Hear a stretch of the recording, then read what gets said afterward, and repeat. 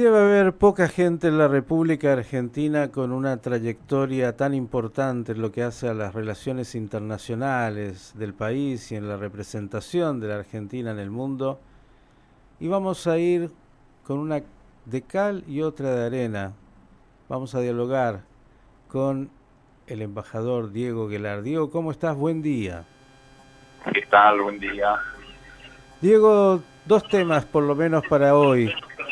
Por un lado, la Argentina junto a Bolivia, Colombia y México salieron a apoyar al golpista presidente del Perú, Pedro Castillo. ¿Cuál es tu reflexión?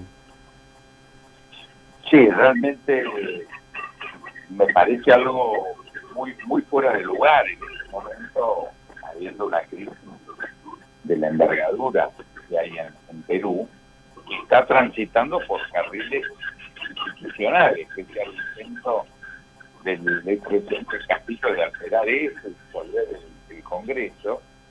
No parece razonable definirse por el sostenimiento del presidente, que es el que atentó contra las instituciones. Lo lógico es acompañar al Perú en el deseo y la posibilidad de hacer todo lo que sea posible desde los vecinos para garantizar la continuidad institucional que se la crisis. No sé, Diego, si estás en un lugar donde hay mala señal, te escuchamos con un poco de eco, si ese... ¿Nos escuchas bien? A ver, déjame en esto, voy a ponerme auriculares. Ah, Un segundo. bárbaro, porque escuchamos así como un poco si estuviera en la China de otras épocas, porque hoy China tiene también una conexión muy fluida. Vamos a ver si logramos escucharlo mejor al embajador Diego Guelar.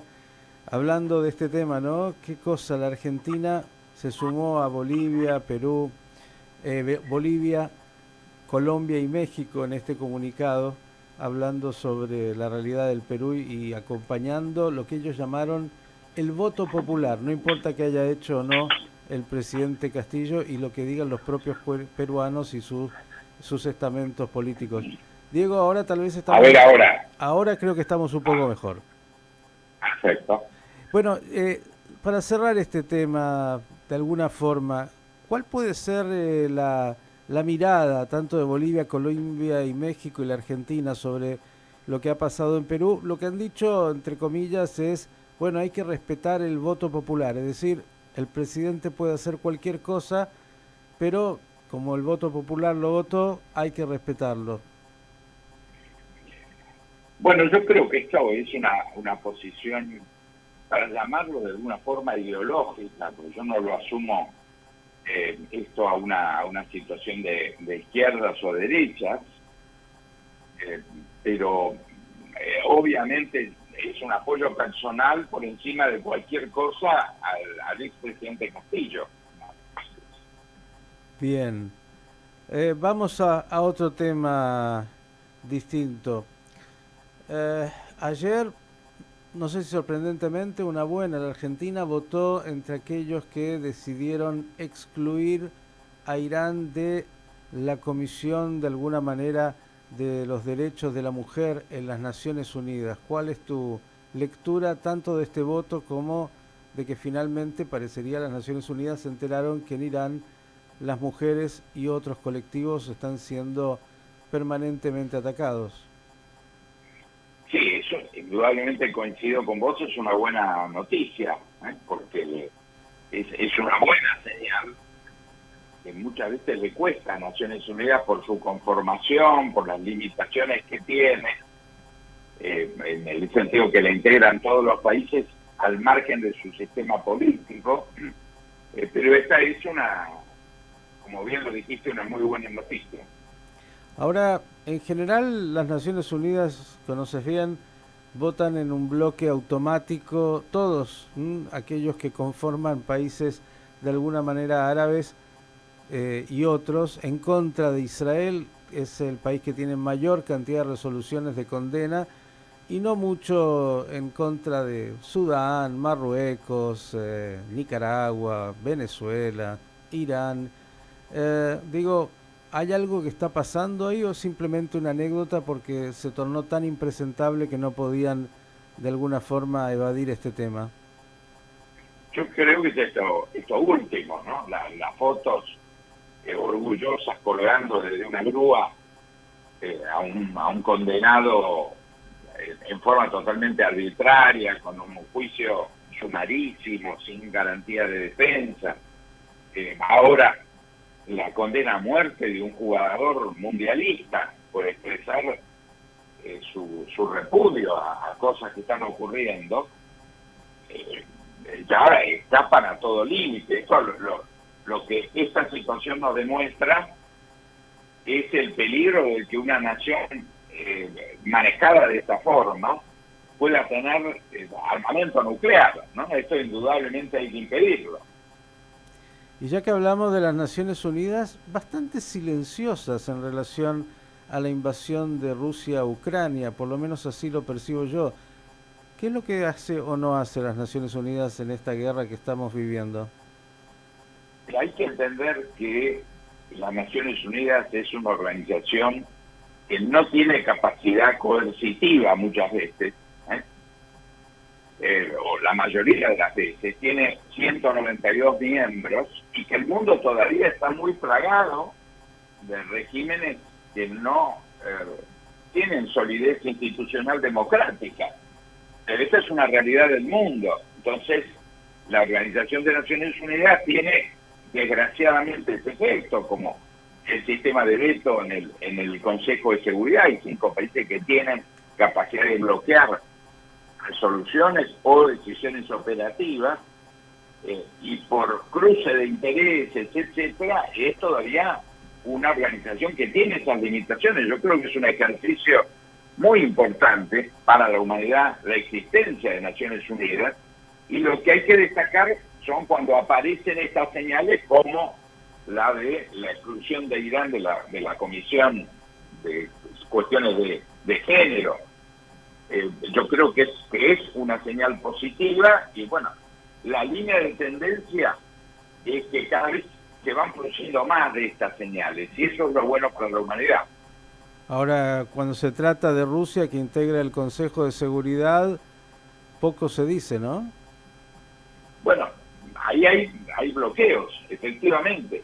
La construcción de las 5 naciones aliadas que tienen un derecho especial de veto tiene este inconveniente. Hace muchos años que se plantean reformas, pero las reformas necesitan también voto mayoritario para poder hacerse. Entonces, estos equilibrios, para llamarlo de alguna forma, porque son más desequilibrios que equilibrios, pero hacen que realmente haya que tener mucha paciencia e ir trabajando en el campo de lo posible, más que lo ideal o lo que consideramos que sería lo más positivo. ¿Alguna vez te dio por entretenerte, ir mirando país por país y hacer un listado de regímenes que podríamos denominar occidentales o democráticos, vamos a ponerlo en términos así, democráticos de verdad, y regímenes totalitarios, y tenés una cuenta más o menos de cómo va ese partido de fondo? No la tengo con precisión. La línea de tendencia sí es clara. Si analizábamos el estado de autoritarismo del mundo hace 30 años atrás, la situación era considerablemente peor. O sea, yo creo que la tendencia es efectivamente positiva. Principios como derechos humanos, que realmente no existían como valor aplicable en cuestiones internacionales, han tenido, yo diría, un crecimiento notable, y creo que esa tendencia va a seguir. Esta señal, esto que hablamos en particular de condenar a Irán, o la condena a Rusia, inclusive en forma explícita, en la Asamblea General, con mayorías, haciéndolo, bueno, yo creo que marcan un desarrollo muy positivo. Ahora todavía, realmente, la integralidad de los valores republicanos, democráticos, de libertad de prensa, etcétera, son minoritarios en el mundo, y muchos todavía sostienen que son valores digamos, de los imperios poderosos que le imponen su voluntad a la gente. Esto todavía es pensamiento en muchos lugares, incluyendo a un sector importante de la opinión pública en la propia Argentina. Fuiste embajador en China y China sigue siendo, bueno, hoy la gran potencia que no tiene muy presente algunos valores que nosotros en Occidente consideramos democráticos y el respeto a los derechos humanos. ¿Está haciendo reformas China o se está cada vez cerrando más? Yo creo que venía haciendo reformas, que en este momento el conflicto con Estados Unidos ha parado ese proceso, al contrario, ha generado mayor dureza en el sistema. El pensamiento chino es muy diferente al pensamiento occidental. La libertad como nosotros la conocemos no es un valor oriental en general y no es un valor en China. En China los valores están ligados a la opción, yo siempre digo que es caos o orden, no es democracia o dictadura. Este tipo de conflictos que en la Argentina, en todo Occidente, la peleamos cotidianamente, forma parte del debate diario, la conciliación de intereses sociales y la defensa de los derechos individuales, la libertad de prensa como un baluarte central, en donde ha habido una pelea en Occidente en particular enorme, y se ha impuesto el criterio jurisprudencial de que es mejor el libertinaje que la censura. Estos son avances muy grandes, pero forman parte ciertamente de un ámbito cultural donde la Argentina está inscrita. Yo creo que cuando uno habla de Occidente, es un núcleo de países muy amplio, porque van desde Bolivia a Suecia. O sea, Occidente no es una región homogénea, pero sin lugar a duda en Occidente estos valores crecen y se afirman todos los días, y yo creo que es una línea de tendencia muy importante y es un aporte a la humanidad, no es una imposición.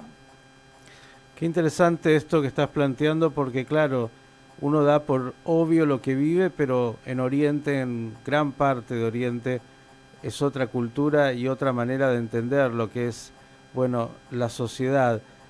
La última, Diego, ¿piensas que lo que está pasando en Irán puede llevar a algo más o el régimen ayatolá continuará con mano de hierro haciendo lo que hace con su ciudadanía?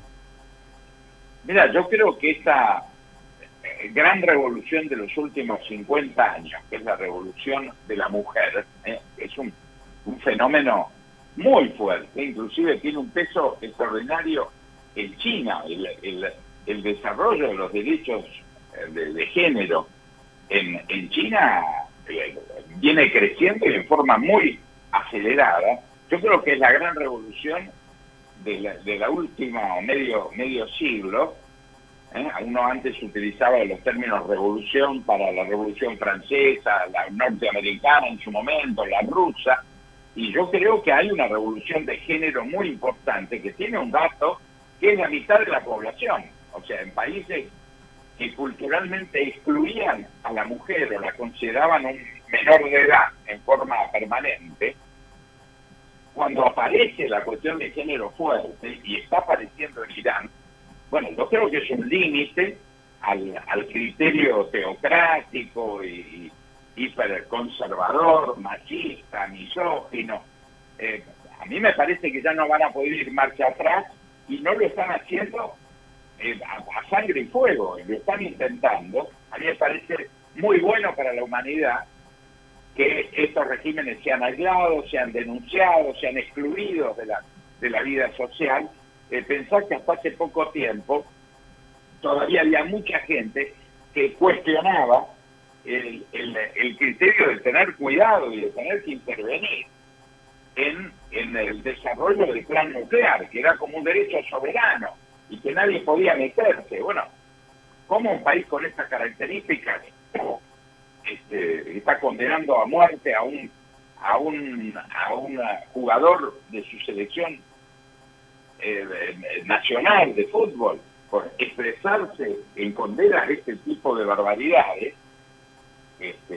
Va a poder disponer de un plan nuclear, ¿no? Eso a veces parecía que era una locura de Israel, plantear el peligro que esto representaba para el mundo, no solamente para Israel. Bueno, creo esa es una demostración de cómo está cambiando la situación dentro de Irán y en el contexto de la comunidad internacional.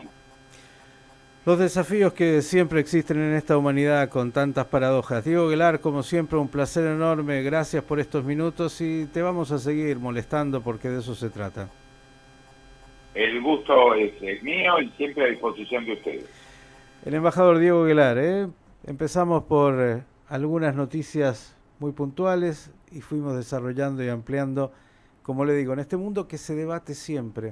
Yo lo voy a poner en términos de Hanukkah, entre la luz y la oscuridad, entre el fascismo y la libertad, entre las democracias que permiten la individualidad y el respeto por los derechos humanos y aquellos regímenes totalitarios que oprimen a sus poblaciones en nombre de otros valores.